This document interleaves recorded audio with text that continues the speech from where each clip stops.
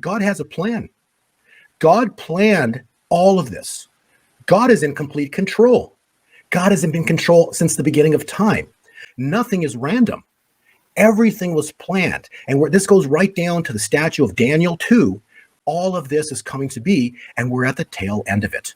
The goal of what you're doing is to what? To prepare God's people? What is it that where are people to go with this? You understand that God is not going to return to this earth until the current money system falls. And the current money system is based on paper. So my point is to educate the world and how to prepare not only themselves but their family, how to protect themselves and their family for what is coming, because times are coming on this earth that are going to be horrible. Don't do nothing, because that's what Satan wants you to do, is do nothing. They forever want you to be unprepared. But the Bible's all about, hope, love, and prepared. I know that is my deep calling to show the world, and how we can prepare more from a financial standpoint. God, his money is gold and silver. Let me take you through what Isaiah 61 states. It says, the Spirit of the Lord is upon me, because the Lord has anointed me to bring the good news to the poor. He has sent me to comfort the brokenhearted and to proclaim that the captives will be released and the prisoners will be freed, to proclaim the year of the Lord's favor, the jubilee, and the day of his vengeance. When he says the year of the Lord's favor, he means the year of the Lord's favor. When he says the day of vengeance, he means day of vengeance. I never actually made that connection, that one is a year, favor is for a year, and vengeance is for a day. I've never made that connection before. We're talking the day. In the morning, Pharaoh was coming to kill Israel. By evening, Pharaoh and his army were dead. That is called a day of vengeance. Wow. The prophetic thing that I got last week was the United States is going to parallel what we saw with Lazarus.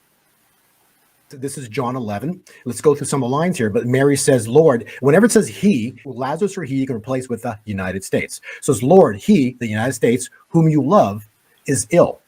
The illness, the USA, does not lead to death. For it is the glory of God, so that the Son of God can be glorified through it. And then Jesus says to the disciples, Lazarus, again, the United States, has died. When the glory shows up, it's initially going to look horrible if you don't know that God did all this, right? Yeah.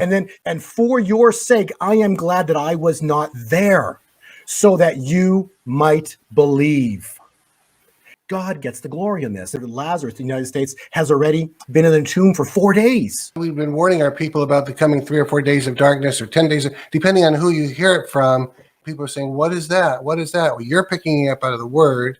I'm picking it up out of basically rumors. This is not even necessarily prophetic. And other prophets are saying it out of the prophetic ozone. They're getting it from the Lord. But the three are agreeing. We're in for a few days of darkness coming up here. Absolutely. Don't be surprised if we go dark. Then Jesus says to Martha, Lazarus, or the United States, will rise again.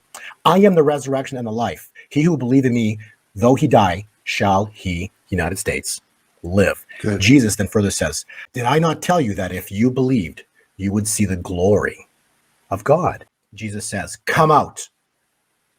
And so that moment when we come out, that's the Great Awakening. The Great Awakening is when the new era officially arrives.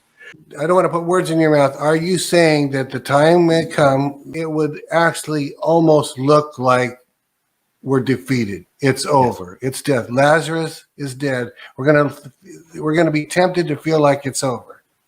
Yes. And that's God's setup for breakthrough, right? Yes. Starting July, 4th of July, into the end of his term, the 47th term, the earth and Trump will be filled with the glory of God, with signs, miracles, and wonders. This is the takedown of Babylon. It starts at 4th of July, and everything is screaming 4th of July, 4th of July, 4th of July. And the last piece, another cherry we can put on top is this. We have talked about, please go back, listen to all of our podcasts we've done since September of last year, when the Lord revealed Jeremiah 30, but specifically the revelation was a star of Jacob.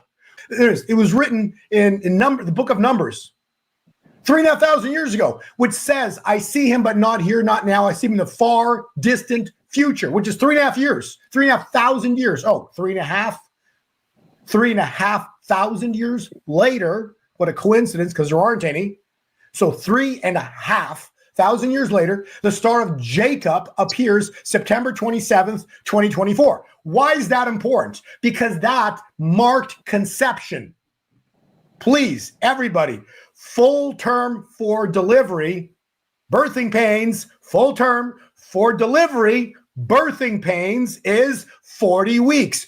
40 weeks to the exact day from the Star of Jacob, September 27th, 2024, 40 weeks to the exact day is, it's in my book, it's in our podcast, it's everywhere. We've said it's July 3rd, 2025. 2 weeks from, not even 10 days from now. Okay. So that's why we've always said, as we get into the 4th of July, expect birthing pains. What's that? War, chaos. And what are we seeing? War, chaos. This actually was prophesied by Kim Clement in February 22nd of 2014. Here's what it says. They will bring this nation to its knees. In other words, they're probably going to come in and attack America. The cycle is indicating we're probably going to see a military conflict as early as this Friday into this weekend, into Monday and Tuesday of next week. So somewhere between this Friday into the 1st of July, which is Tuesday. So expect there to be a counterattack potentially. We're going to see military conflict here in the United States. I'm just guessing. God didn't tell me this, okay? But I would expect that we're going to see, based on what's about to happen, we could see it, more out there, but potentially here in the U.S., we could see as early as this Friday, the 27th, right into potentially July 1st, Tuesday, even into the 2nd, Wednesday, because that takes us into the 3rd of July, and that's the last trading day before the 4th. So something between this Friday into the 3rd, we could see military conflict where they bring America to its knees. In other words, a very scary time point, and that's a prophecy. And here's the icing of the cherry on top. It goes, and then you will hear the sounds of great victory. What's the prophecy for the 4th of July?